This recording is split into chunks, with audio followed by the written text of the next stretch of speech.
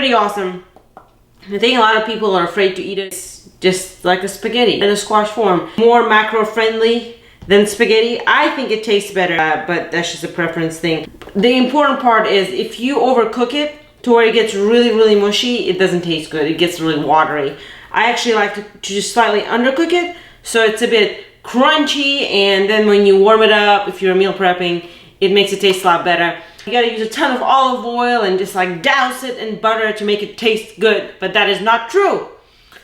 You can make it taste great just in about 5 minutes. You're using your microwave, you don't even have to turn on your oven, and I am gonna show you how to do it. Here we go. Yeah, I like to cut off the end, kind of cut your arm off, and then you cut off the other end, all right? Now, this way, the long way, right? So it's like, if you're right here, you cut it this way. I prefer to cut it this way because it's easier to microwave, and you can do it in a couple of batches. Plus, when you pull it out, the strands are these long strands as opposed to these like tiny cut up strands, because the strands run this way. It's like a spiral, okay? So, it's a bit hard to do, but like this one, for example, is being cut this way and this way, so it makes like so. What I like to do next is you just grab the spoon and you just scoop out the seeds. Depending on squash, sometimes it's easier, sometimes it's harder. And you, bam, one scooped out, put it in a little bowl. You scoop out another one. Just like that. See how simple it is? Easier to scoop too. Boom. All right, now, let's just do one more. We'll just do 4 in 3 pieces. Scoop it out. Just like that. 1, 2, 3. Just add a little bit of water to the bottom. 5 minutes in the microwave.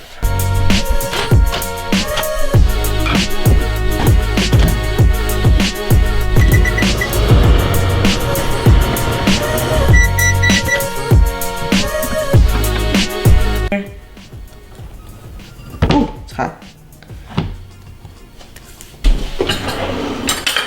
Take it out of the microwave and you kind of try to pull the threads, and you will notice that on one side the threads are a little easier to pull.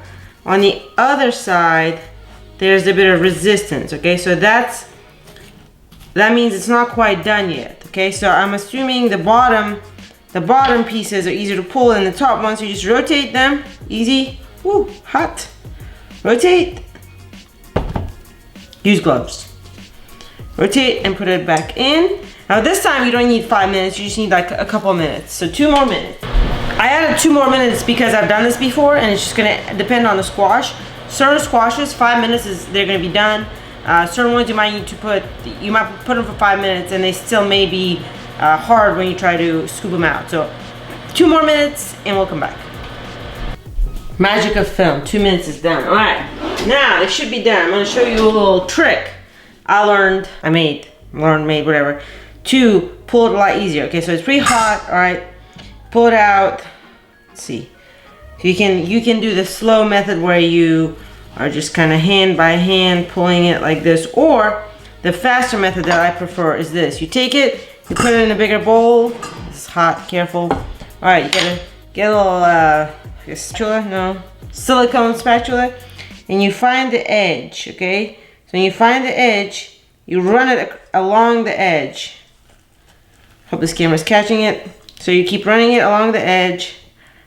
It's really hot. Keep running it along the edge. Like so. Keep running it along the edge. Boom. Alright. Now all you do is flip it over.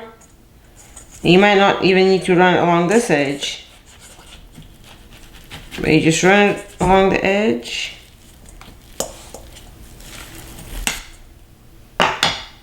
Bam, just like that, squash pulled. All you do is break this piece down.